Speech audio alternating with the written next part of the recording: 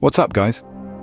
Today I'm going to explore When We Were Young's meteoric rise onto the scene and how each year it continues to excite fans all across the world. The question many British fans have been asking is, when can we see something like this in the UK? I will look into what the festival could look like if it was brought across the pond and even reveal what acts would be likely to play. Let's dive into When We Were Young Festival UK. Alright, rewind to January 18th, 2022. A day that shook the internet for all the nostalgic elder emos. When We Were Young dropped a lineup poster that set the emo world on fire.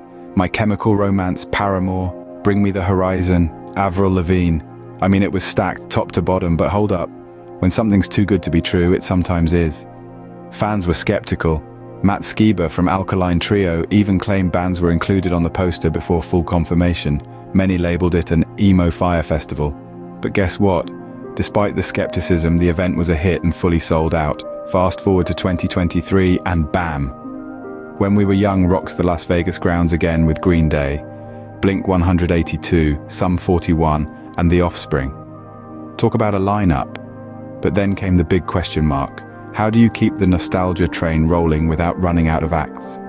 The answer? Get bands playing their early albums in full to really bring the fans back to their younger days. My Chemical Romance are set to play their iconic 2006 album, The Black Parade. And this is the same for most bands on the lineup. After these three insane lineups, When We Were Young is still cooking up surprises. So here's the burning question. Could a UK version of this festival be on the horizon? You know, the UK's got a serious appetite for this kind of festival vibe. Look at Slam Dunk Festival, a pop-punk, emo and punk heaven that pulls in crowds, selling out both its north and south venues each year. The only problem is it's not a big enough festival to draw in international headliners like My Chemical Romance. Although Download has the budget, it is much more metal-focused, and the pop-punk acts like Fall Out Boy and Paramore seem out of place. So we have established there is a market for it.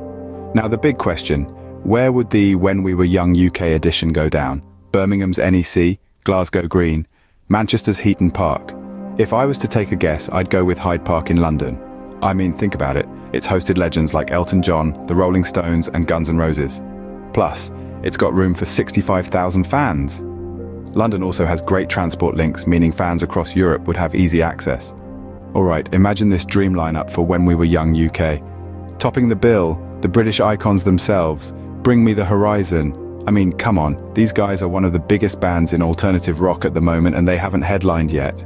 Imagine them playing their renowned 2013 album, Sempiternal, in full. Or maybe a throwback set similar to what they played in Malta in 2022. Co-headlining with Bring Me the Horizon are no other than emo legends, Fall Out Boy. As this will be the second time headlining, I can see them playing the iconic From Under the Cork Tree in full.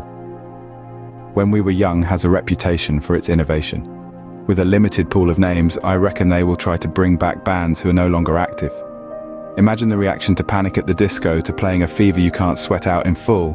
And hey, this is the UK edition, right? It wouldn't be nostalgia without McFly and Busted.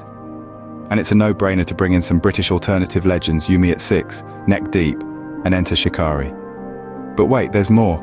Pierce the Veil, Evanescence, Good Charlotte, Weezer, Feeder and Wheatus could all be added to bulk up the lineup.